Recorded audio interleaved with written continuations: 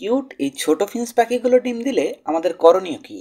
Number 1, আপনার ফিঞ্চগুলোর বডিতে যদি ক্যালসিয়াম এবং মিনারেলের অভাব থাকে তাহলে তারা তাদের পাড়া ডিমগুলো খেয়ে ফেলতে পারে।